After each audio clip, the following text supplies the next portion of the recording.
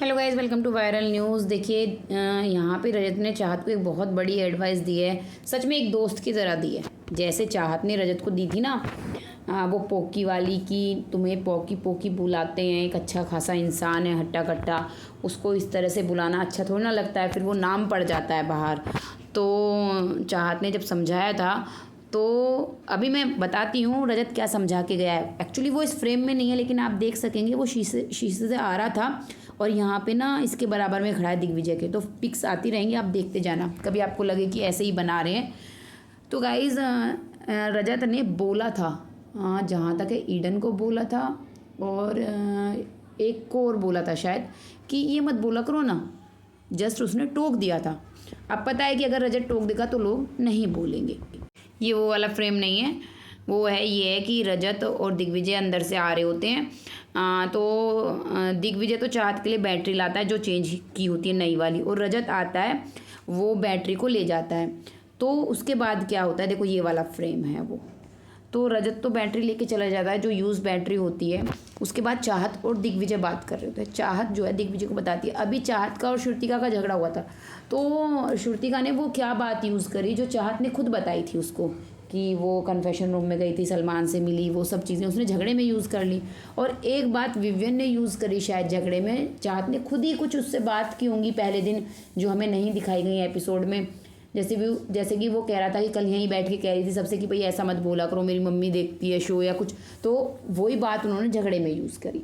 तो रजत ने चाहत को समझाया कि अपनी कोई भी बात, अपनी कोई भी पर्सनल बात तू किसी घर वाले से मत कर, कोई भी, जो तेरी केवल अपनी है ना। जैसे ये सलमान से मिली थी ना, तो बस ठीक है, सलमान सर ने भी बता दिया था, आके बता देती कि हाँ मिली थी, बस इतना। बाकी अंदर जो डिस्कशन वगैरह हुआ वो यहाँ डिस्कस नहीं करती।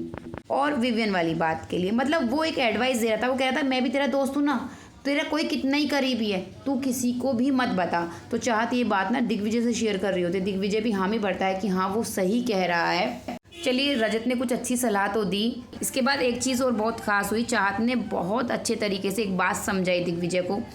एक्चुअली दिग्विजय बहुत डाउन फील कर रहा था सुबह तो, क्योंकि वो कह रहा था कि जब से शो पे आया है वो दिन पर दिन घर वालों से बेइज्जत हो रहा है, और जो होस्ट है उनसे बेइज्जत हो रहा है, और इसके अलावा जो गेस्ट भी आते हैं, क्योंकि कल वो नपती नपती वाला हुआ। अभी चाहत यहाँ पे समझा रही होती है कि देख ईशा, तुझे नॉर्मल टोन में भी बात करती है ना, नॉर्मल भी, जब भी वो तुझे नपती बोल रही थी, कुछ बात हो रही होगी, ईशा कर रही होगी, तो तू ऐसा क्यों होने देता है। तो कहता है मेरे को फ़र्क नहीं पड़ता। तो चाहत कहती है कि जब कल गेस्ट आए थे वो वाले हमारे, और उन्होंने तेरे को नपती बोला उसमें टास्क में, तो फ़र्क पड़ा ना। तो वो कहता है हाँ, वो कहती है हाँ, आंसर दे बता, क्योंकि बोल नहीं रहा था, झिझक रहा था।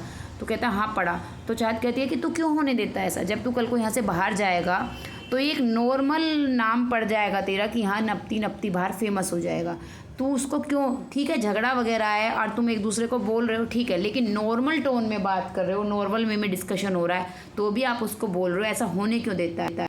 यहाँ पे दिग्विजय को ये बात समझ में आती है सच में, और कहता है हाँ ठीक कह रही है।